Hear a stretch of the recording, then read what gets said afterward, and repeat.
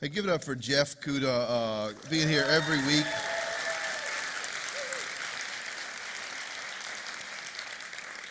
Jeff smoked a brisket all day yesterday, right? It was, and then you ate all of it yourself, right? He said he said we want to get one last huge meal in before the new year, before we really turn it around, and he couldn't help it. It was so good. It was delicious. How many of you had a great meal last night, and you were like, "This is the last bad meal I'm going to eat," and then tomorrow I'm going to really turn it around tomorrow. That's how I feel about it. Hey, today is going to be a little bit different than normal. I'm going to be sharing a message, but I'm also going to include you all in the message a little bit. For those of you watching online, I hope you interact in the comments, in the chat with us when we interact with each other. But I've been toying with this idea. I don't know if you might love it, you might hate it, but I've had this idea that we should have like squads in here, like we should have like sections, and we should have sections that are like used to like being together, like these are my people in my section. How many of you sit in the same place pretty much every week anyway? You already do that. Some of you're very creatures of habit. And how many of you get angry when someone's in your seat already? It's like, what are you doing here? You're in my seat. That's my seat, okay? So I thought we're kind of creatures of habit. How many of you you sit in a different place every week? You just intentionally go somewhere else. You want different views? Okay, two of you do that, three of you, okay? I see those hands, but I thought it would be fun if you knew this was your section, like there was the 9 a.m., Santa Rosa crowd, and then there's the 9 a.m. Warriors were over here, or 9 a.m. Niners were right here, or 11 a.m., Orange Team, or whatever we called it. And then you would police each other. If somebody wasn't there, you'd call them. You'd be like, what are you doing? Our section is not as good without you, okay? We need you. You're the one who gets the answers right all the time. You're the Bible person. Get here. We need you. And so I thought today we would practice that. You could tell me if you love it or hate it. And so I'm gonna basically I'm gonna throw some questions out, and I'm gonna have you discuss it with the people around you. And some of you immediately, right now, you're like, oh no. He's gonna make me talk to other humans today. And others of you social butterflies, are like, amazing. Yes, I've been wanting to get to know her for a while now. And you strategically sat close to someone you think is attractive, and so now this is your day. So good for you. So I thought we'd start. Somebody got a real kick out of that. I thought we'd start today by just starting right there and just ask you guys, take a second. Take 1 minute, look around you, and learn the names of some people in your area, and maybe ask them what they did this past week between Christmas and New Year's, because no one knows what happens during that week. You don't even know what day it is during that week. And so take 1 minute and just learn some names around you and say, what did you do for your week of your non-existent week? What did you do for that week? You got 1 minute, go.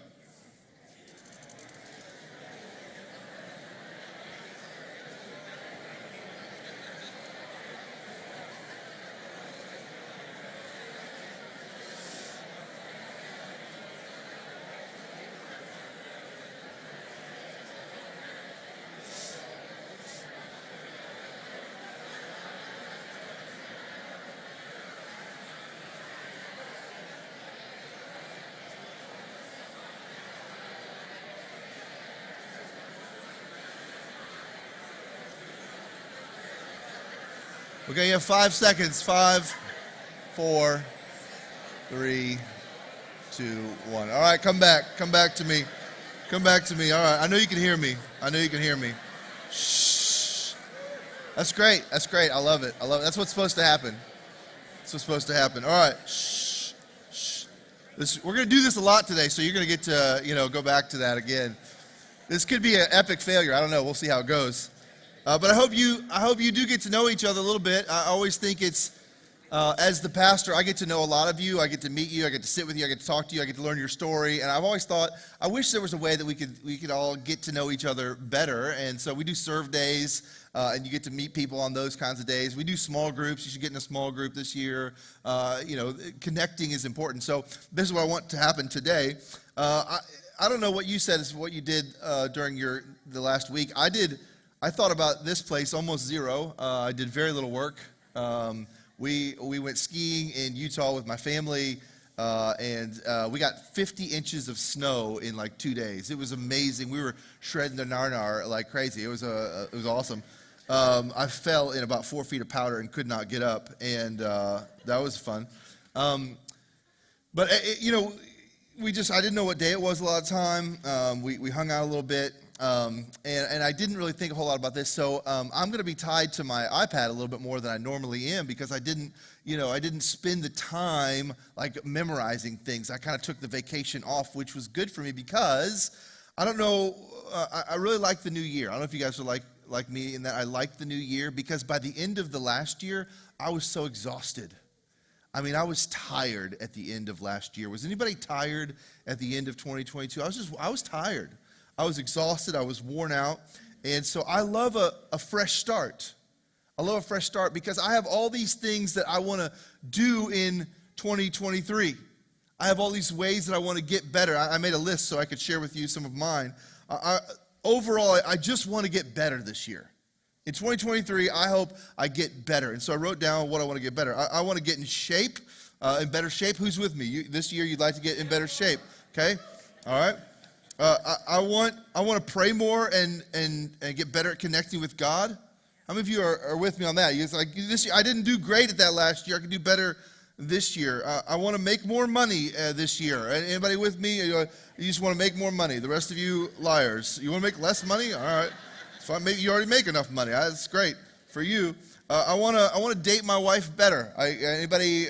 Not my wife, but you're going to date your own wife better, or husband, or whatever your story is. I want to improve my communication. I want to get better at communicating because I'm not good at it a lot of times. I don't mean just here. I mean with people in my life. I want to play with my kids and make sure they have a great dad. I want to make sure I do that. I want to crush my sermons this year and maybe grow my influence in our community to help other people discover God, right? I want to read more books this year. I want to develop systems to help people in our church grow this year. I want to remodel some parts of our house this year. I want to redesign the exterior of our house and have some actual landscaping. I want to help my wife launch her design business this year. I want to hang out with friends and make new friends. I want to explore more of Sonoma County, try some new wineries, explore the outdoors. I want to grow our church and potentially expand it, open up, a new campus somewhere. I want to get better friendships. I mean, I could go on and on about all the things I want to do, and you could probably do the same. In fact, this is your next chance to discuss amongst yourselves. Just talk to each other. That's my list. Talk to each other. What are some things that you've got on your brain that you're like, this year I gotta do this. I just know this is my year for this thing. You got 30 seconds, maybe a minute. Ready, go. What are some ways you want to get better?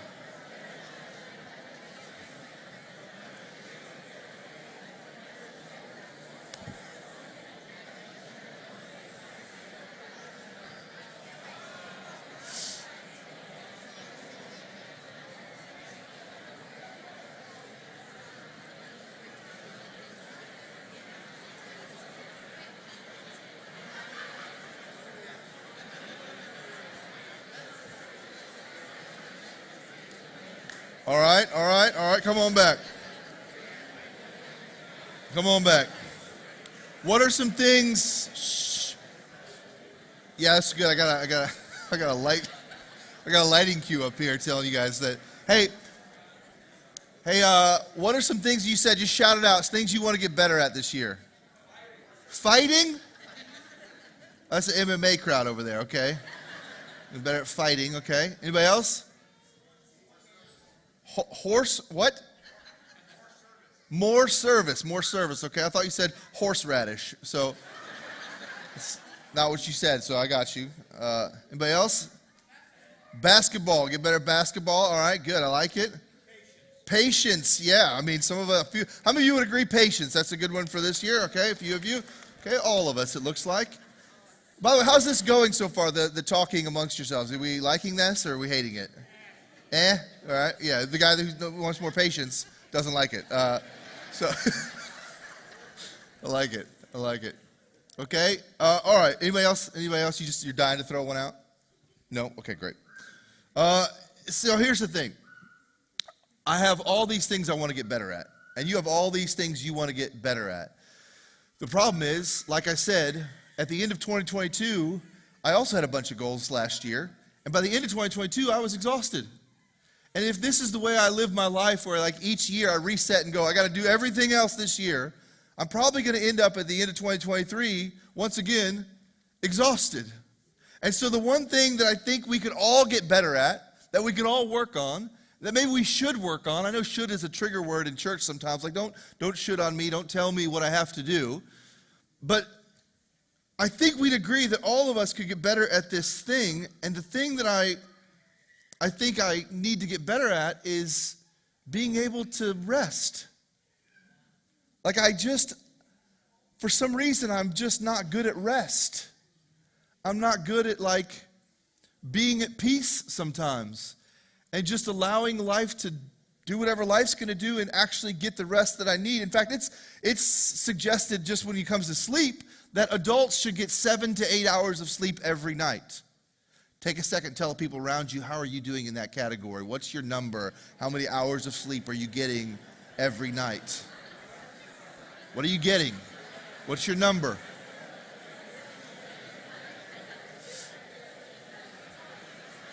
All right, that's a short one. You should be done by now. Raise your hand if you're an 8 or above person. You're 8 or above. You get 8 or above. Raise your hand if you get 10 or more hours of sleep every night. That's amazing for those of you that do that. I don't know. I'm not saying that's the target. How many of you are less than 8? Okay. How many of you are less than 7? Less than 6? How many of you are 6? 6 is your number. You get about 6. How many of you are 5? Anybody 5 or below? Okay. Anybody 4 or below? Does anyone not sleep at all? You just don't sleep ever. Leanne, you don't sleep? Okay, great. Yeah. And it may seem like, okay, that we're starting off the new year and this guy's a pastor and the first thing he's talking about is how many hours of sleep you're getting. How is this spiritual at all? Like, how is this a message? How is this a church thing? Well, did you know that rest is a rhythm that God created for us and he actually put it in place for us? Like, you were designed to rest. You were made to rest. In fact, in the creation account, if you've read it at all, it's very clear that a full day was given to rest. 6 days he worked, and on the 7th day he rested. Because he was tired? No. Because he created a universe in which the things inside of it would require rest, and he was going to lead by example. I mean, look at animals. Animals know that they need rest. Bears go into hibernation for a whole season. They just go sleep. I'm jealous when I watch bear shows. When I watch bear shows, I'm like, that dude's just resting for the whole winter, or just hanging out, just doing nothing for 6 months. What a great thing. I mean, you look at any, animals, they'll either sleep at night or sleep during the day, but they know now, you don't find, like, you don't go into nature and find, like, monkeys and lions and zebras are like, I'm just so exhausted. I'm just so tired. I've been up all night working on this project. I got goals to achieve, and I'm just worn out. No, because God created animals and plants to know when to rest. Think about the vines right now here in Sonoma County. They spend the spring and the summer working real hard to produce the fruit, and what do they do in the fall and the winter? They rest. They go to sleep. And even all of nature knows to rest. We're the only ones within nature that have figured out a way to get outside of the natural order of our rest. We're the only ones who figured out a way to stop resting. And is it good for us? Nope. It's terrible for us. And so one of the things that I have to work on, that you have to work on, that we all have to work on this year is to learn to rest. The crazy thing I think that's interesting is that we know how to sleep. Like we know what's good for our bodies. We know what we should do. I was looking up, like, how do you sleep better? Because a lot of us in this room probably, or watching online, you don't sleep very well, and you're struggling with sleep. And we'll get to beyond sleep in a second. But here's some ways that you can sleep better. Avoid caffeine in the afternoon or the evening. Like, don't drink caffeine in the afternoon. Stick to a consistent sleep schedule even on the weekends. Like, make it a routine. Set your thermostat between 60 and 70 degrees at night. Don't sleep in the heat, apparently. Avoid napping during the day. How many of you have ever taken a nap during the day because you just needed it, but then at night, what were you doing? Up all night, right? Because I just because I took that nap. At least an hour before bed, swap screen time for a relaxing activity such as reading, bedtime yoga, or relaxing bath. And then finally, exercise is important, but avoid working out late in the day if possible. And some of you are like, well, take melatonin also would be one of them in there. But there's all these scientific ways, or ways that we can evaluate, and like we can get better at sleep, because God created our bodies to work in specific ways. And one of the ways he created us was to rest. And so we've got to be able to rest if we're going to function. If we really want to accomplish all the things that we have in life that we want to accomplish, then we're going to have to rest. And we know physical rest is important, but there's all kinds of other rest as well. So take a second and talk not just about sleep. I want you to talk, what are the different kinds of rest that you know about? What are the ways that let's just not talk physical. What are the ways that you need rest beyond the physical? What are other ways that you find yourself with unrest? Take a second and talk to someone around you. What kinds of rest are there besides sleep? Go.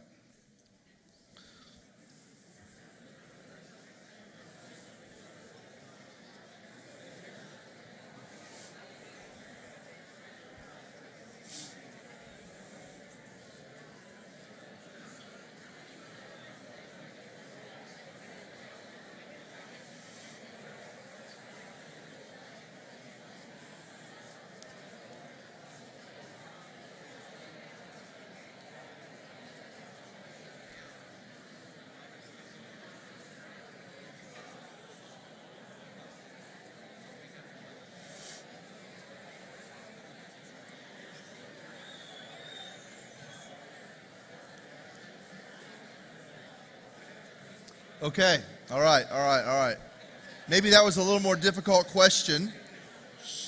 Maybe you're not sure. Some of you probably didn't talk about it at all. You were just like, let's get back to the last question. That's okay too. Or let's just talk about where we're going to lunch today. That's all right. But the kinds of rest that I was thinking about was, before I get to it, just shout it out. What kinds of rest did you come up with? Meditation. Typing. Hiking. Reading, hustle? Oh, puzzle, doing a puzzle, okay. Hustle, it's a great rest. You need to hustle and rest. It's an oxymoron. I had a friend in college, his dad was an English professor, and for years he thought the word oxymoron was oxymoron, which feels like an oxymoron, but breathing is a type of rest, okay. What else? Releasing expectation, good, all right, good. Anything else? Reading. What? Alone? Being alone. Yeah, some of you are like, I have children. Being alone is a form of rest. Okay. Praying. Okay. Jiu-jitsu. All right. Kicking somebody's butt. Okay. Yeah. So these are all forms of rest that, these are ways that people rest, right? There's different ways that you can actually be active but be resting, right? It doesn't necessarily mean that you're sleeping, right? You can be restful because some of those things give you mental rest, right? Because you're thinking all the time, you need to stop thinking all the time. And so a lot of us have this thing where we never mentally slow down. Even when I'm active with my kids, I'm thinking about my job. Even when I'm trying to do something else, I'm thinking about the next project. And you have no mental rest. You don't know how to shut it off. And I struggle with that. And so some of these things that we're shouting out, taking a bike ride, going for a walk, going for a run, exercising, it can give you a mental rest. Because if you can't slow your mind down, you don't have any rest. Also, relational rest. When you have relational unrest, you have an argument with your spouse, you have a breakup in your life. Right now, Kevin Kubandi, our high school pastor, and I, we have relational unrest because of the Georgia-Ohio State football game last night. We have a lot of relational unrest. I hate him. And he keeps talking to me about it. And he's out of town. He went home for Christmas. I want to punch him in the mouth. And I can't because he's not here. Kevin, if you're watching online, don't come back.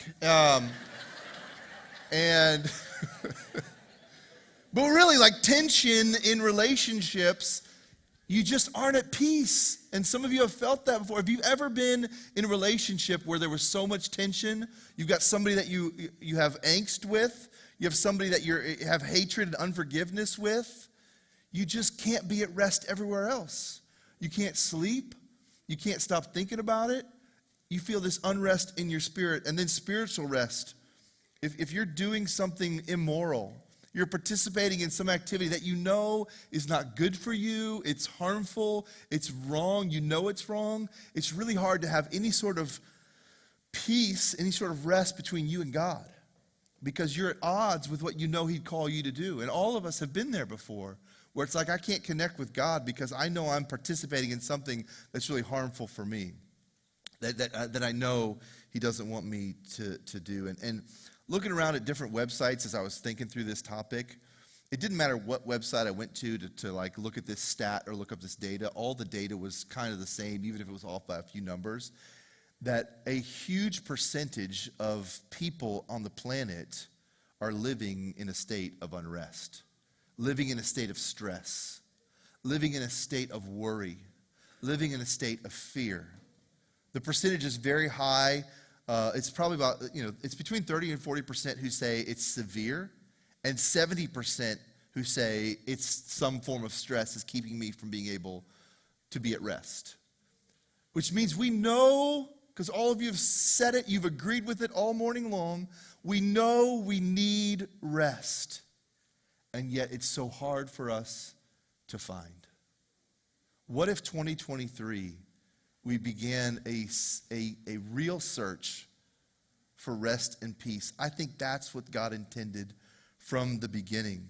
So what does God say about rest? Before I tell you what I think God says about rest, I want you to take a second among your friends that you've been making or the person you came with, and I just want you to take a stab at it. What do you think God says about rest to us? 1 minute, go.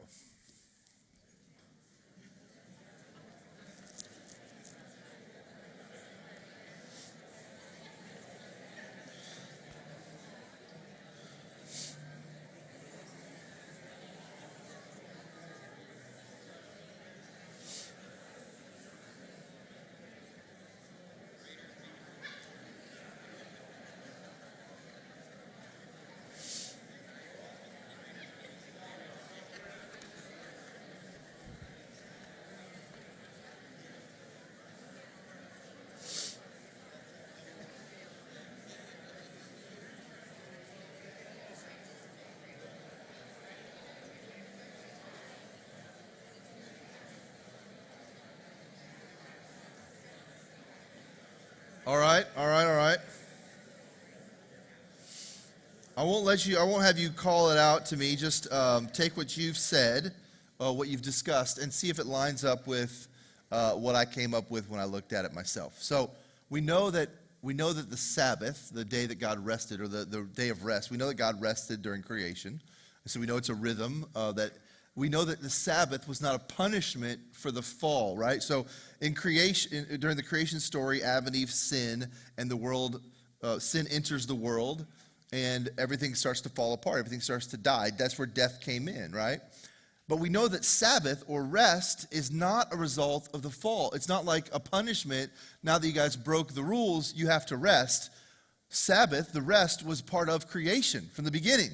It was something that God put into it for them from the beginning. So this is a natural thing. So we know that we were built for rest. So God says you were built for rest. And then we see in the Ten Commandments, right? When you look at the Ten Commandments, when the people of Israel have come out of captivity and God's giving them like a reset on, hey, here's what a relationship with me looks like. One of the things that I want you to do is remember the Sabbath and keep it holy. Remember to rest. Remember to rest. And then we see the Sabbath being discussed in the New Testament. Now, the New Testament is when Jesus comes on the scene, and these Pharisees, there's religious leaders who are trying to teach the Sabbath to people, are holding people to a strict performance of what they thought Sabbath was, which was you don't do any work at all on the seventh day. You don't do anything. You do nothing unless it's, to save someone's life, but even then, we don't want you to be working. It was very strict adherence to the rule, and Jesus comes along, and there's a message from him in Matthew where the religious leaders are saying, hey, why do your people work on the Sabbath? What are you doing? Well, this actually comes right after Matthew writes about rest and what Jesus said about rest. And so I want you to see this verse real quick. This is the verse, Matthew 20, Matthew, go through that on the screen. Matthew, what is it? Where am I at? I told you I wasn't ready today. Matthew 11, 28 to 30. So come to me, all who labor and are heavy laden, and I will give you, what's the word? Rest. So Jesus is saying, hey, you know that Sabbath thing that God included in the Old Testament? You know that rest day that God had? You know that thing you've been striving to find because you have this Sabbath thing? I want you to come to me, and I'm the one who's going to give you rest. This is a new deal that we're getting. It's a new deal from the old deal. Keep going. Take my yoke upon you and learn from me, for I am gentle and lowly in heart, and you will find rest for your souls. For my yoke is easy, my burden is light. The rest that God talks about isn't just physical. It's for our soul. It's for our ability to function in the world, that Jesus promises us rest. Well, what does he mean by rest? What does that really mean? What's this whole Sabbath thing all about anyway? Well, there's two words in the creation story that I want to point out to you. And these are Hebrew words, and I want to show you what they mean. But the first word is Shabbat, okay? And Shabbat means to rest from working. And that's what that's what God did on day 7. Okay, so 6 days he creates. On the 7th day, he Shabbats. He stops from working. That's what that means.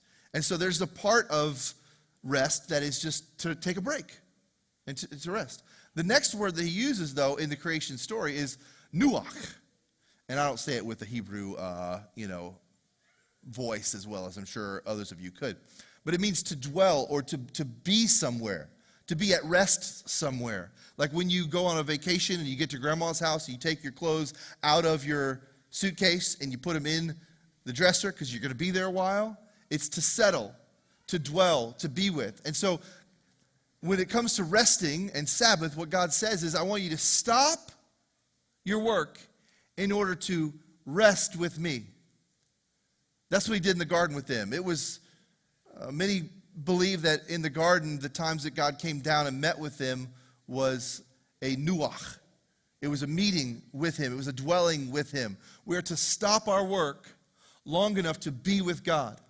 And so when the New Testament comes along, do you know that keeping the Sabbath is not a commandment that Christians are given in the New Testament? To keep the Sabbath? That commandment doesn't come over and doesn't say, you got to keep the Sabbath. Because we get what? A better deal. What do we get? We get Jesus. Jesus says, come to me, all you who are weary, and I will give you this rest that I've been talking about since the beginning. I'm the place of rest. I'm where you get rest now. Come to me, come to Jesus, and I will give you rest for your soul. We get a new deal. Does that mean we shouldn't Shabbat and nuach anymore? No, we should. It's good for us. You're still built with a rhythm of rest. And so I would say this to you as 2023 approaches. You may not have to adhere to the Sabbath anymore, like no sports on Sunday. Don't ever work on Sundays. In fact, maybe let me free some of you up who are like, I thought I wasn't allowed to work on Sundays because that was against the rules. No. All Jesus says is, listen, you got to rest. And I'm the source of rest. You need to Shabbat sometimes. You need to stop. Stop working so hard all the time. Stop striving to get ahead. Stop sometimes. Slow down. Breathe. Relax. Trust me that if you stop your work, I'm still working. Trust me that if you take a break, I still got you. Put your full confidence in me by breathing a little bit. Life will go on if you're not constantly moving. Shabbat. And when you Shabbat, nuach, dwell with me. Come spend time with me. When you go for your walks, talk to me. When you work out to get a break, talk to me. Thank me for the muscles you got, because you're looking fine, but I gave them to you. When you read a book, when you slow down, when you pray, when you take a moment, don't just take moments to take moments. Take moments to dwell with me. Take moments to Shabbat and nuach, to stop what you're doing and dwell with God. Stop what you're doing, dwell with God. What if this year, you and me and all of us together, we found time in the rhythm of our lives to stop what we're doing to spend time with God, to dwell with him. I promise you, you might not hit all your goals that you have for you in 2023, but you will be closer to your Heavenly Father. You will be more at peace, and you will learn to rest like you've never rested before. I was reading a friend of mine, Aussie Dave. He's a pastor in Australia, but he worked at North Point with me. We're good friends, and Aussie Dave wrote this to cap the new year, to start the new year. I thought I'd share it with you at the end today. It says, when the sun is setting on the current year, many of us start thinking about losing weight, getting organized, saving more, and eating better, right? Accurate. But for centuries, Jewish believers have used the new year as a time to make a different type of resolution called Cheshbon HaNefesh. I don't know if I said that right, Dave. But Cheshbon HaNefesh, or an account of the soul. Let's take a look at the soul. Like, what's going on in me? Cheshbon HaNefesh is when a person makes an honest assessment of their behavior and relationships in an effort to start the new year without any baggage. Unlike our resolutions, Jewish believers would resolve to improve their relationship with family, friends, the community, and with God. That their focus wasn't on what I can do to make me better. Their focus was, what can I do within the community, and what can I do between me and God? How do I get that right? Because if I can get that right, other things will get right as well. While we focus on our own health, wealth, and happiness, people in the time of Jesus would have resolved to have better, stronger relationships with friends and family and with God. This is what Cheshbon HaNefesh means: to assess your behavior towards God and others and repair my broken relationships before the new year begins. I wonder how your new year would look if you undertook an account of your soul like this: to let go of the past and to seek forgiveness and to forgive. And forgiveness doesn't mean to excuse someone's behavior, pretend they didn't hurt us, or that there aren't consequences for past behavior. As Pastor Craig Rochelle says, forgiveness doesn't change your past, but it frees you for a better future. So if you were to engage in a Cheshbon HaNefesh and give an honest account of your soul, would there be any relationships you need or want to repair today? Is there someone you need to forgive before the new year gets underway? So then, each of us will give an account for ourselves to God. Romans 14:12. This year, my hope for you is that all your dreams come true. I hope you get in shape. I hope you make a bunch of money. I hope you sell the thing. I hope you build the business. I hope your family's amazing. I hope you have 3 more kids. I hope whatever your goal is that you have for this year, you retire, you make it to your goal, whatever your goals are, I hope they happen. But I hope that at the end of 2023, you and I are not so exhausted from it because we chose not to rest. What would it look like for you this year to Shabbat, to practice stopping, to put the phone away, to put the business down, to put the fears and worries somewhere else, and just nuach, just dwell with God?